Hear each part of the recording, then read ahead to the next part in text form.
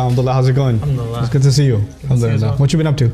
Nothing much. Just Man, I'm tired. oh man, where'd you traveled this week, right? No, not this week. Trip's coming up, but just getting prepped for programs and stuff. Oh, it's fun. Alhamdulillah. Especially after class this week, a couple of emails came through that it's like so this is one email, right? This lady emails, it's a really long email about how she's read that the Quran never talks about covering the head, right? Now, it's not a messed up thing necessarily, but she says, I read the ayah and I read, what it is in surah number 24, Surah An-Nur has the ayah, right? And it uses the word khimar, which is for veil.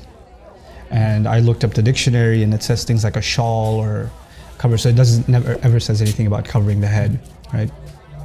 And I start thinking, is this a common confusion, or is this just this one-time email? Yeah. So I do a little digging, and it's actually extremely common. Like, a lot of people think that the ayah is not talking about covering the head at all, right? So it's a really common confusion. I didn't know. So, one of the things I really want to do is kind of address this in a sane way. I'm not interested in getting somebody to wear hijab. That's their decision, right? But at the end of the day, if something's being said about the Quran, we have to be honest.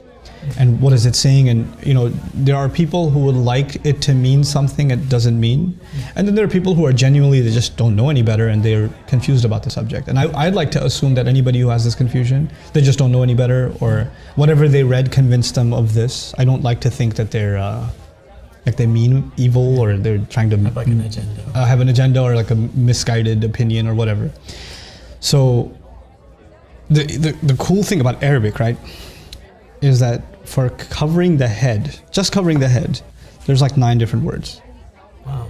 And one of them is khimar, right? So you have, miqna'a and mighfar, and there's all these bunch of words. And that depends on if it covers the head, and if it's up to here, if it's up to here, if it's up to here. Depending on the length, each has its own kind of meaning. And in Old Arabic, the word khimar, which is used in the Quran. Now, you and I know commonly we use the word hijab. Yeah. Hijab is actually not a word for head cover. It's actually a word for barrier. Like, a wall could be a hijab. A curtain could be a hijab. Okay, so it just kind of got coined as hijab, but that's not the word in the Quran, nor the Arabs ever used it like that. Okay, so the word is khimar. And the cool thing about it is the word itself includes the meaning of covering the head. Like the head and then some. And it's used before Islam. The men used to have khimar too. One of the names for their turban, if it was extra long and it went down to almost middle of the belly, the men used to call it khimar too. And then it's so cool. The women had different fashions or whatever.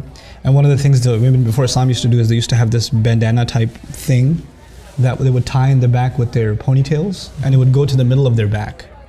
So they wouldn't drape it in front, they throw it behind them. That was also called a khimar. Now the Quran says they should take their khimar and throw it in front of them, before their chests. In other words, the only difference is keep the khimar, but just use it. The head cover is already included in the meaning, just use it to cover the front also, right? And it should be a certain length. That's the meaning. And somebody argues no, but the word khimar, it just means shawl, it doesn't mean head cover, whatever. It's really cool. Are you familiar with the word khamr? You know what that means? Is that alcohol? Alcohol, Yeah. wine. You know why it's called khamr? No. Because it messes with your head. Khamara blocks your judgment. Khamara literally means to cover, and it's called khamr because it messes with your mind. It creates a block in your mind. It's almost as though your head is covered up with something when you take khamr. It's part of the meaning of the word. We're not even talking about the Islamic meaning. We're talking about Arabic itself. Back in the day, they'd see some horses are funny colors, from the neck onwards it's white and the rest of it's brown or something like that. They would say that horse is mutakhammir. It's like it has a khimar on. So, how are you going to explain that as the horses don't have shawls on? Yeah. It's just the length. It's just a length, and it's covering its head, and it's up to its neck and all the way down. So that's why they're calling it a khimar. So it's already in the language, but it's so unfortunate that when they say, okay, they should draw their veils over their chest. That's what some translations say, draw the veils over the chest. Well, a veil could be a shawl, it could be any kind of cloth. And it doesn't really include head covering, right? But the Arabic word does. And so I feel like a lot of this confusion comes because people don't pay attention enough to the original language. and how a lot of translations, they oversimplify the issue and we start coming to drastic conclusions.